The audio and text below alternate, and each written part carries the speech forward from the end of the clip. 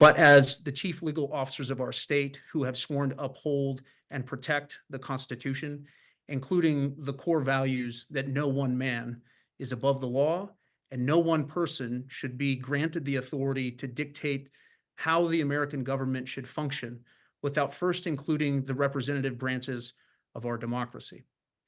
This is an important issue. It is a novel question for the courts to consider in this context, but we are in uncharted territories with the disregard that has been on display over the last several weeks. I'll stop there and turn it over now to my colleague Chris Mays for some thoughts. We will then hear from AG Nessel and open it up for your questions after that. Thank you. Thank you, Attorney General Torres, and thanks for everyone for being on with us today. The founding fathers of this country would be outraged that 250 years after our nation overthrew a king, the people of this country, many of whom have fought and died to protect our freedoms, are now subject to the whims of a single unelected billionaire. The actions of the Trump administration in the last 3 weeks can only be described as dictatorial and authoritarian. Every day, nearly every hour, there is some new action or executive order that makes a mockery of the rule of law and the Constitution itself. I want to be as direct and clear as I can be. There is an undemocratic administration in power, and they appear hell-bent on undoing 250 years of adherence to the rule of law in this nation. We are in an incredibly dangerous moment, and it is all the more dangerous if everyone does not understand what is happening.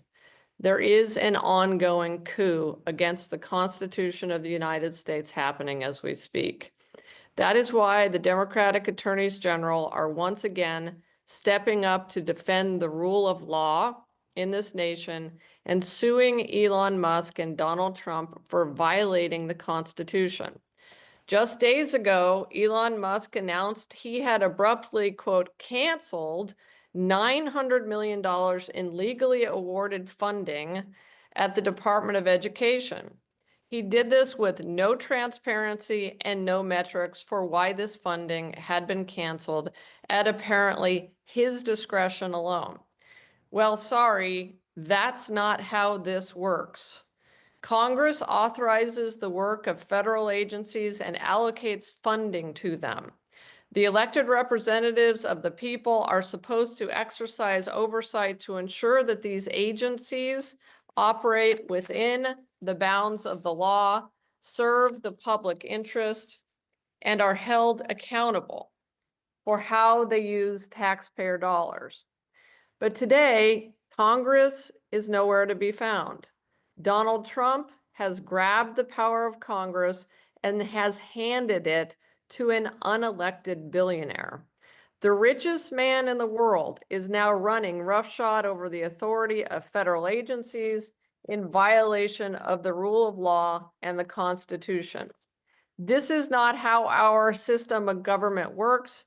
It is a blatant and egregious violation of the rule of law.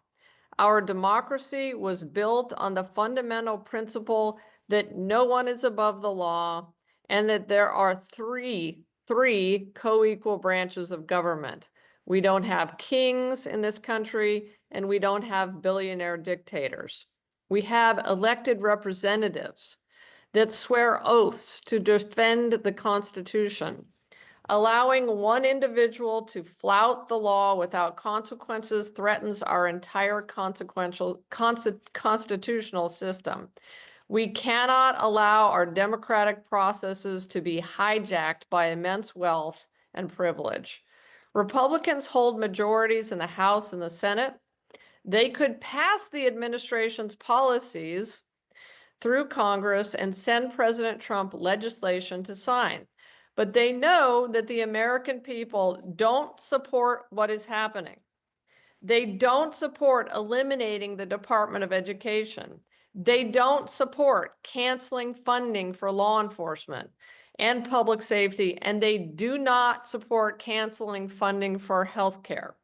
So instead, Donald Trump has decided the Constitution does not matter, and he has handed power to Elon Musk to do whatever he wants without accountability and without oversight and without the consent of the people.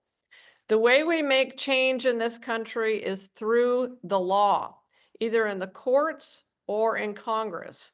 And when those processes are undermined, when the rule of law is ignored, manipulated, or twisted to serve the whims of an unelected billionaire, it is an assault on the very foundation of our democratic republic.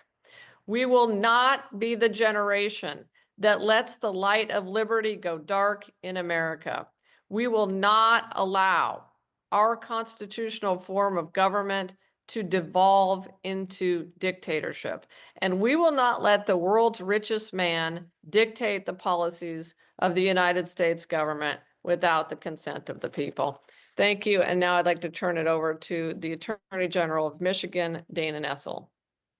Thank you, AG Mays. Thank you. And thank you to AG Torres for your incredible leadership on this gravely important issue. The concern surrounding Elon Musk and DOGE's overreach has been reverberating all through the state, all through the country. And one thing we can say is this: it impacts everyone, literally everyone. This issue is right now, by far, the largest and the most urgent concern of the individuals, Michiganders, who have been reaching out to my office. And their concern, obviously, is incredibly well placed. This assault on our federal government by the unelected, unappointed billionaire Elon Musk usurps the right of the Senate to advise and consent and is plainly unconstitutional.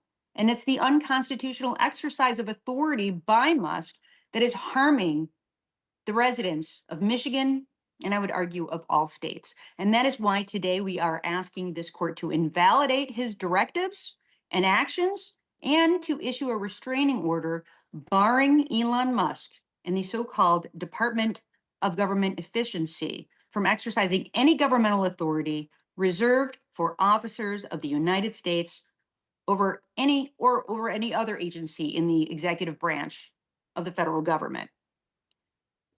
This far-reaching and unauthorized intrusion metastasizing throughout the federal government has literally terrified our residents, and it's left them feeling hopeless and paralyzed to protect themselves, their personal information, critical funding, programming, and jobs that they depend upon.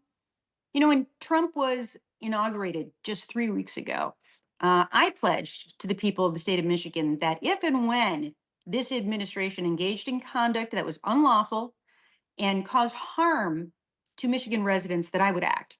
And I can think of few examples more egregious, really, in history than that has been exhibited by the conduct of Elon Musk and his DOGE associates.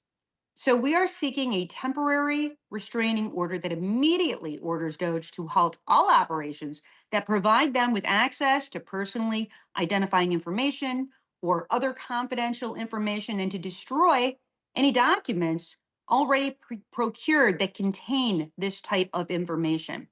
Now, to date, I think it's been 18, 19 federal agencies that have been infiltrated by Musk and his associates, some of them including the Centers for Medicare and Medicaid Services, Department of Treasury, Labor, Education, Energy, Defense, the Centers for Disease Control, and now reportedly, I read today, the Internal Revenue Service. The databases of these agencies were accessed without the necessary security clearances or best practices to ensure data security.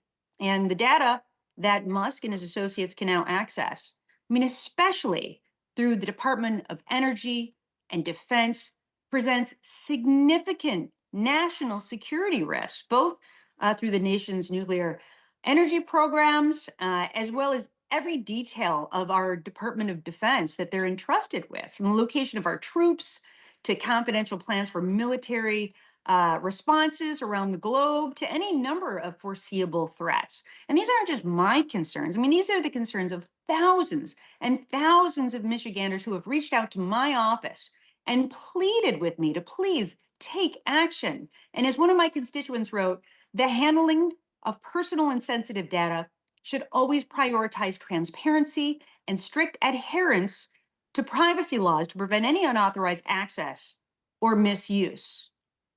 And we're talking about personal identifying information that each and every American is required to entrust to the federal government, from our social security numbers to billing medical codes for Medicare and Medicaid, supporting our health care, to the intelligence gathered by our defense teams. Michigan residents are afraid that they will lose access to healthcare treatments, prescriptions, and even their Medicare and Medicaid coverage. And they're afraid of what could happen with the data that's stored by the Social Security Administration for their retirement benefits, their banking information that they provide to the IRS. Quite frankly, they are afraid of where Elon Musk will go next. And due to the complete lack of transparency in his actions, we can't ever truly know what he has access and may never know the depths of his reach. DOGE shares only what they choose to on their website, which is very limited, and on social media, and they're not subject to FOIA. And of course, the majority of Congress seems virtually uninterested, uncurious, or perhaps too afraid to subpoena Musk and his DOGE associates to testify and answer incredibly simple questions, right? Questions that every other elected official would be obligated to respond to. As we allege in this complaint, Musk has unprecedented and seemingly limitless access across the federal government. He reports solely to President Trump, if he reports to anyone at all, most of the time. And he's exercised significant and sweeping authority across a broad swath of federal agencies.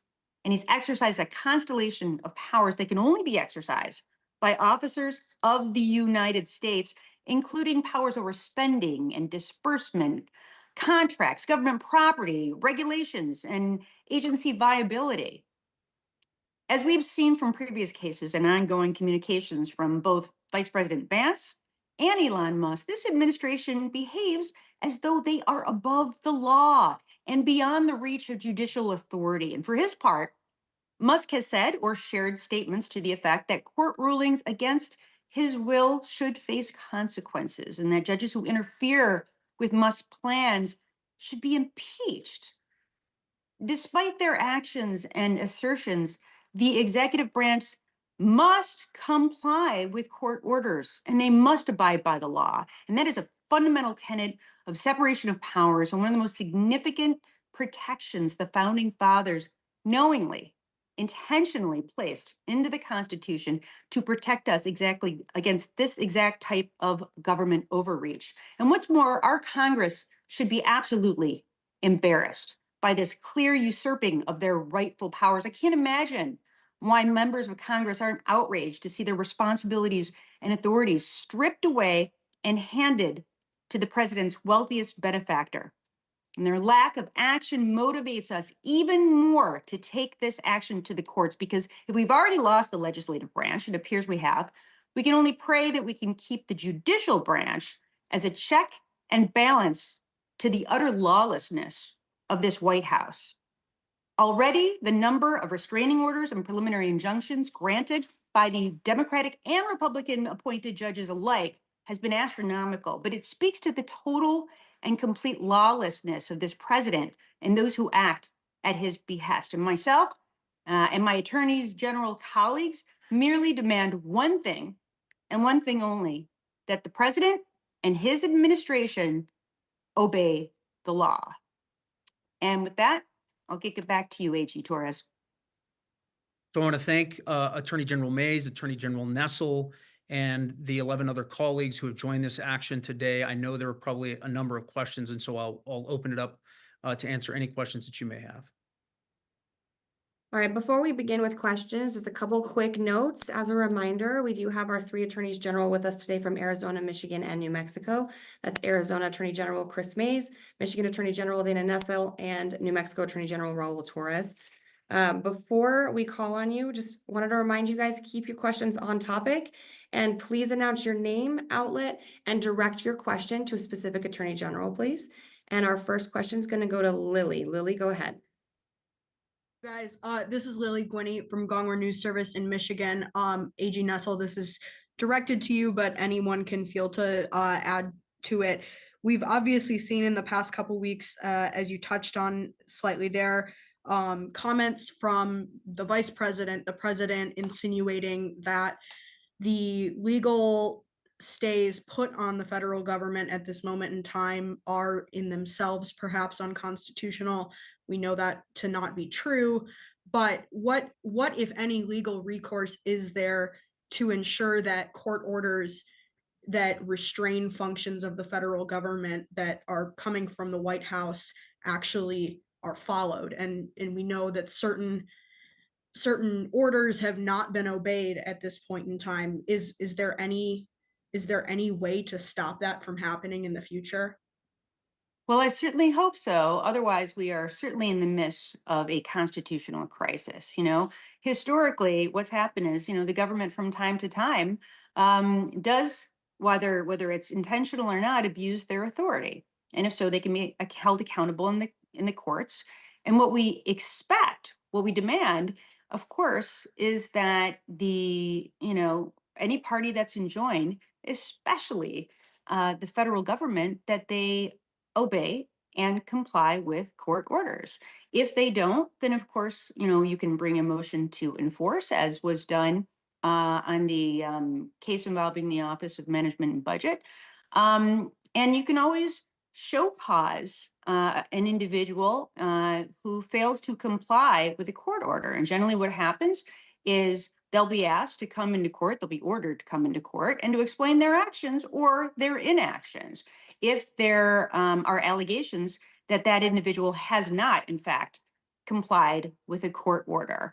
And if they refuse to come in, then, the U.S. Marshals generally are tasked with bringing that individual before the court, which we hope won't have to happen.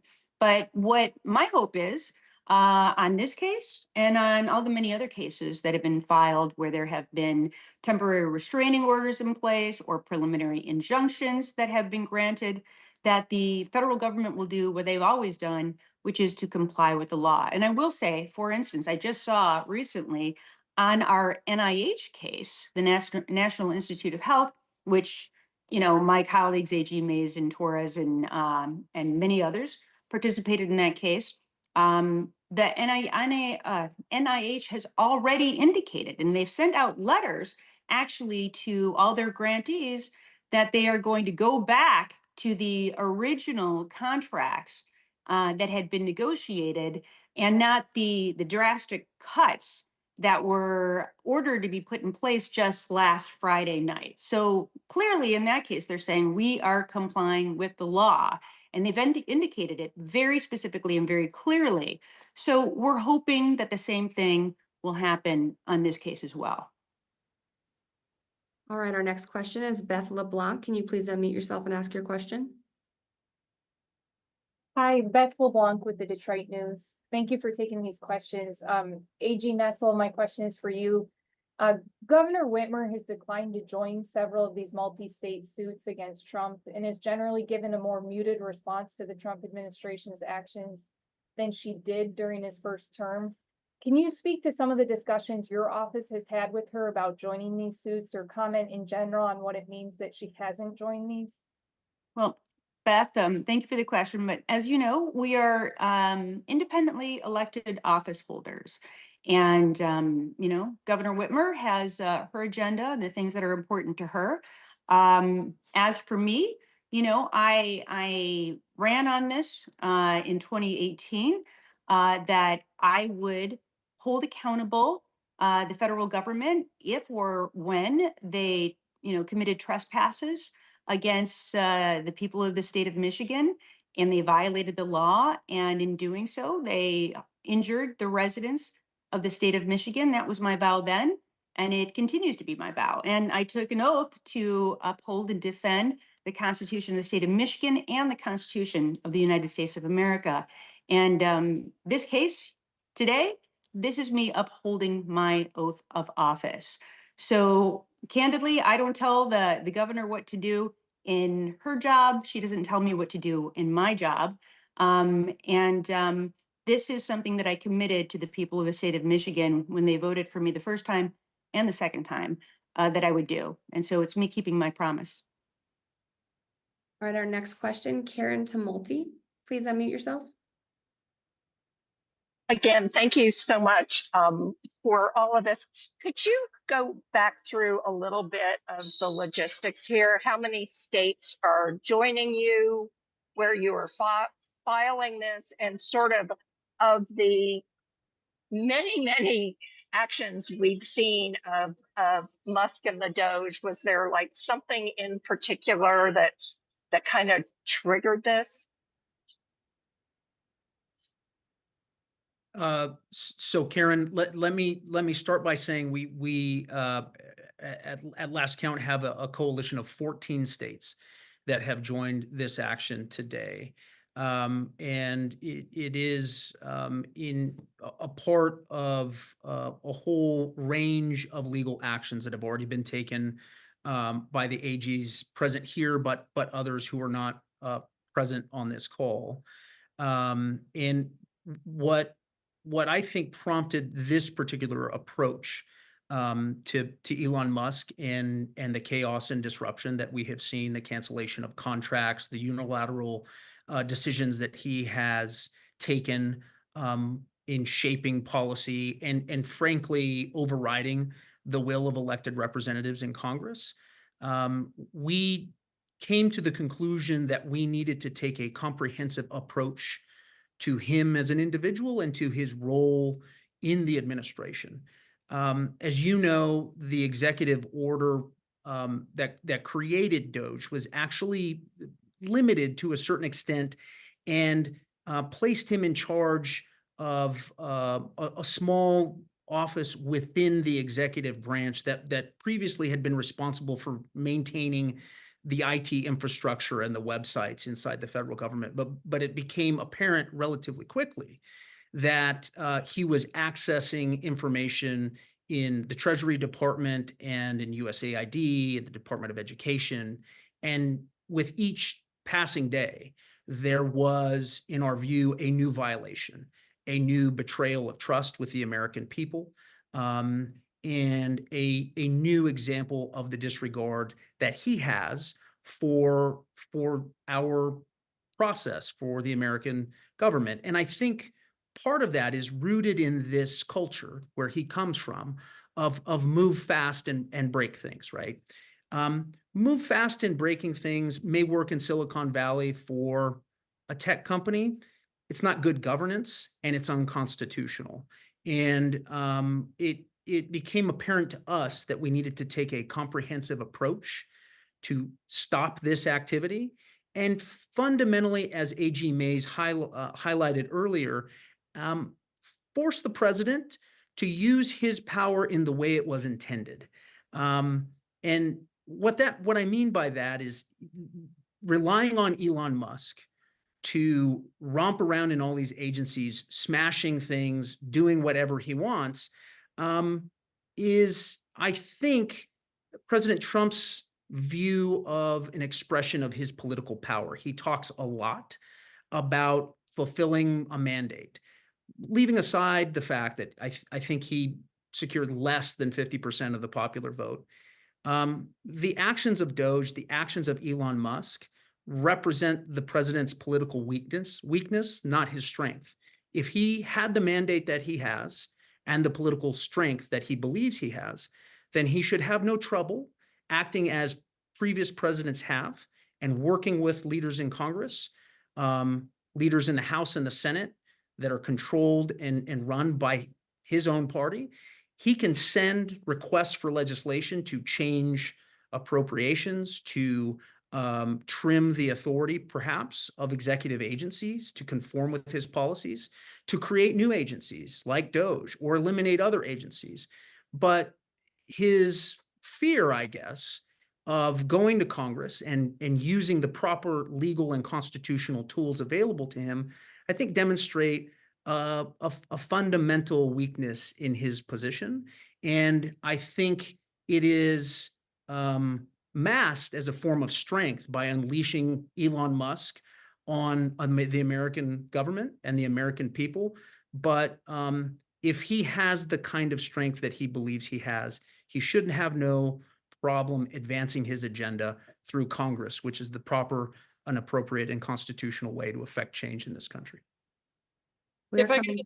if I could just add to that, I think it's, as you will see when you read through the complaint, our complaint is predicated on the appointments clause. And I think it's really important to go back in history and understand, and we talk about this in the complaint, why our founding fathers created the appointments clause. They were worried about tyranny and a king-like figure in the presidency who could come in and unilaterally create positions and then fill those positions with his own people. And so they created the appointments clause that said that Congress must create positions of this level of importance that Elon Musk has obviously taken on. And that they must advise and consent to these positions.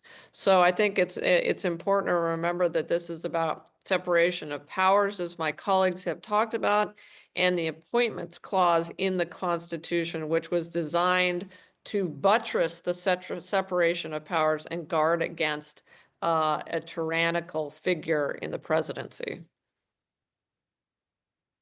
All right, we're getting close to the end of today's press conference. I'm going to say we have Yvonne first, and then after that, Evans, McMorris, Santoro. Yvonne, can you unmute yourself, please? Be sure to announce your outlet. Hi, thanks for doing this. Yvonne Winget Sanchez with the Washington Post. You have a large swath of Americans, millions of Americans who are going to view your actions today as politically driven and noise, along with a lot of other noise that is happening. And I guess my question to whoever wants to take it is, what is your message to these Americans who may view your actions as political and, politically driven? Could I just really quickly say, Yvonne, look, I think Dana pointed this out earlier. Our offices actually, quite to the contrary of the premise of your question, our offices have been inundated with people who are angry about what Elon Musk is doing, especially with regard to his and DOGE's access to their personal data and other information that they are clearly getting access to inside of this, of all of these agencies. And the phone calls, Yvonne, to my office are across the board opposed to what Musk is doing and span the political spectrum. Can I follow up? I'm going to say this on behalf of myself, and I think it's true for AG Mays and Torres and all of our colleagues that joined in this lawsuit. There is no individual, even the most strident Democrat in the United States, had a Democratic president allowed a person to behave in this manner, we would bring this exact same lawsuit because we are so horrified at the flagrant violation of the United States Constitution and, of course, the unprecedented access that one person has to all of this information. A person, by the way, who has, incredible conflicts of interest and who has never been vetted and never been provided with a security clearance in order to access this information. And let me say this, I was thinking about it in regard to my department, right?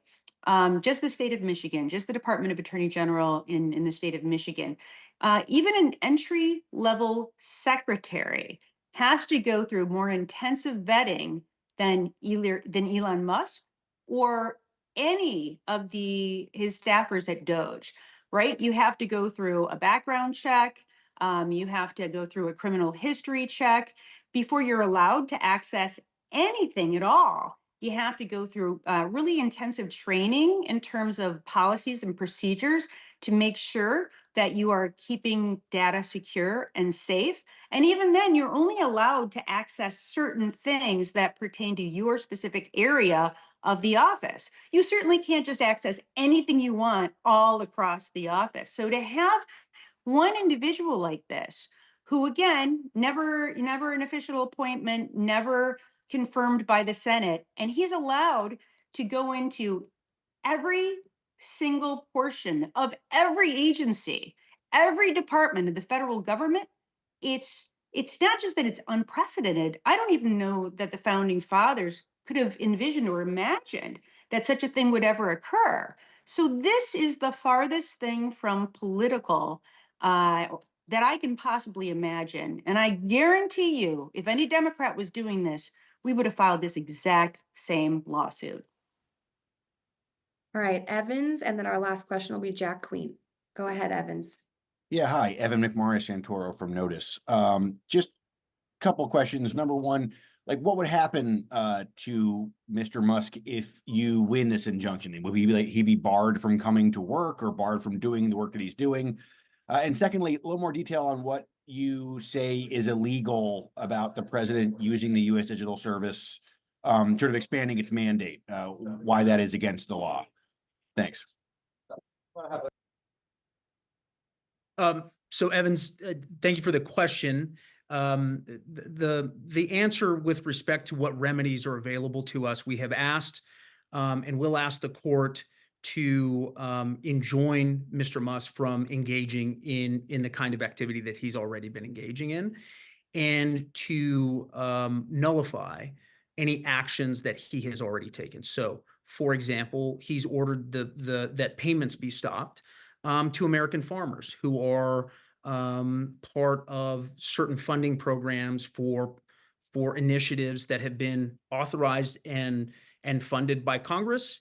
And apparently, President Trump feels that he has the ability to give Elon Musk a veto over congressional action. And so we are seeking both to unwind the harm that has already been done by this unconstitutional action, but also to prohibit him from engaging in that action in the future.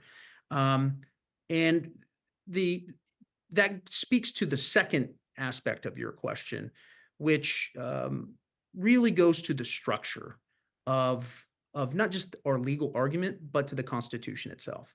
As A.G. Mays referenced, abuses by the King of England and his ability to arbitrarily create offices and arbitrarily fill those offices with his own people was a grievance that was outlined in the Declaration of Independence. So this is an argument that is both new with respect to Elon Musk, but it is as old as our republic itself. I mean, it is part of our origin story, and it didn't just stop in the Declaration of Independence. They then took that same fear in founding and in constructing the Constitution and built into the Constitution, specifically the Appointments Clause, which creates and requires the advice and consent of the Senate. But it also clearly delineates that only Congress can create these departments, and then Congress must have a role in appointing and vetting and approving the individuals who are selected and vetted to do that. And the irony is that we have this parallel process where cabinet secretaries who I guess think they are actually in charge, submitting themselves to the formal constitutional requirements of their offices, and then they show up and they find out that the real boss inside these agencies is Elon Musk, because fundamentally neither he nor the president understand Article 2 of the American Constitution. They fundamentally don't understand or are unwilling to abide by the limitations of that office. And this goes to the last part. Our constitutional structure is as much about restraining the impulses of a single individual, because that is what leads to tyranny. That's what enables an unelected billionaire to assume control of the entire federal government. And there couldn't be a more obvious violation of a core constitutional principle than what we've witnessed in the last 3 weeks. All right, our last question is for Jack Queen. Before Jack unmutes, and AG Mays has a follow-up, it looks like. Before Jack unmutes, if you have a question that we did not get to, please feel free to reach out to your respective Attorney General's office communications team to ask that question. AG Mays, did you have a follow-up to the question before? I was just gonna use my prerogative as an Arizonan to allow Joe Dana, who's an Arizona reporter, to ask a question, if my colleagues will allow it. All right, so Jack and then Joe.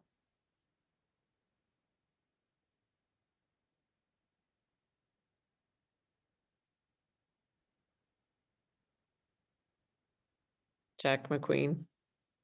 Or Jack Queen.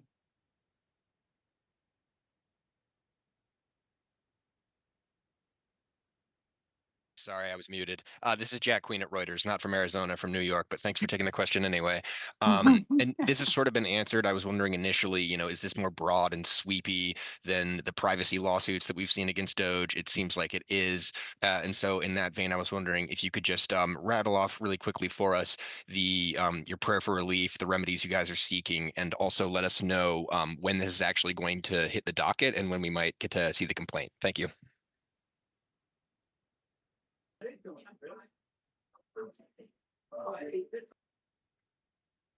I think AG Torres kind of covered that, Jack, but it does cover, all of the agencies, all of the federal agencies, and certainly the 18 or so that he has already infiltrated and would prevent him from engaging in the activities that he has been engaging in. This is on page 56 of the complaint once it hits the docket.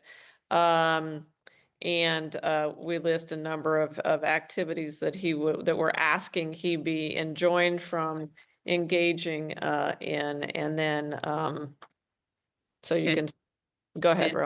And Jack, at the conclusion, our staff will give you the PACER number and the case number so that you can find it. We will also provide a PDF copy at the conclusion.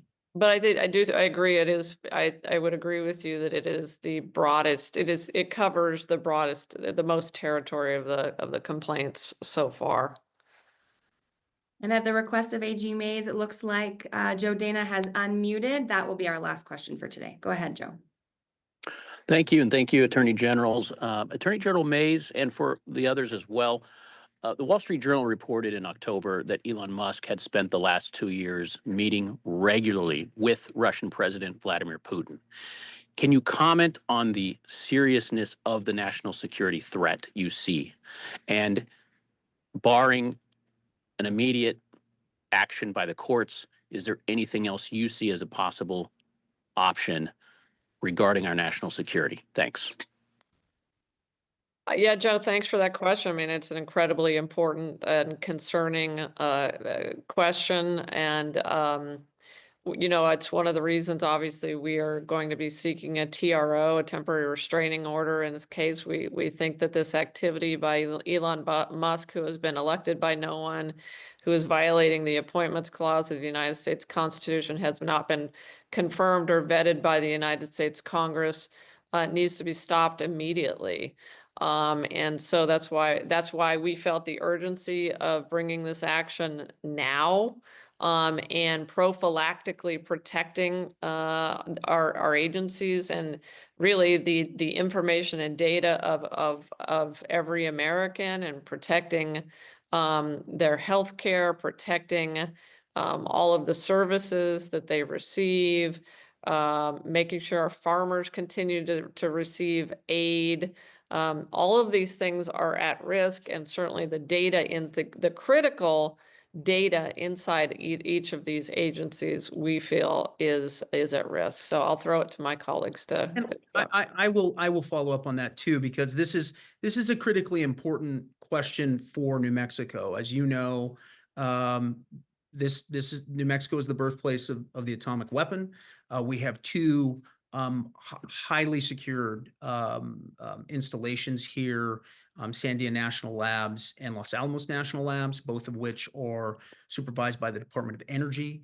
And we know that DOGE, under Musk's supervision, has gained access to certain systems. Now, because we don't yet have clarity on what level of access he's been granted, or whether or not security protocols that are required of all government officials are active and in place, I have very serious concerns about both the security of information that is being accessed, the way in which that information and data has been shared. We have reports that data has been shared outside of the agencies, and in certain instances has been processed by potentially artificial intelligence applications outside of a secure space.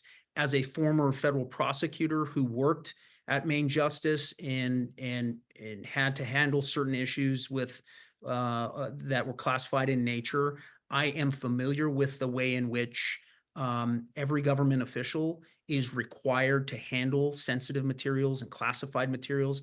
I have no faith and confidence that not only Elon Musk, but the 19 or 20 or 21-year-old interns that were working at Twitter or SpaceX last week, who are suddenly showing up with carte blanche access to the nation's most sensitive materials. I have zero confidence that those materials are safe and secure. I think it poses a direct threat to our national security.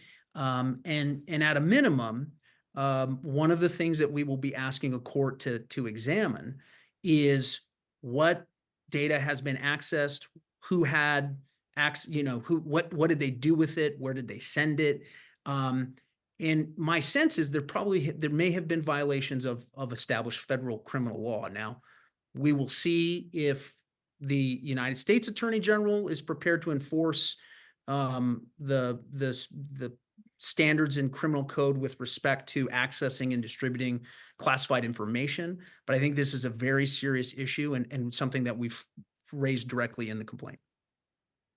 Thank you, everyone, for taking the time to be here today. Again, if we were not able to get to your question, please feel free to reach out to the communications teams of the respective Attorney General's office. Thank you all. Have a great day. Thank you. Thanks, Thank you. everybody. Everybody.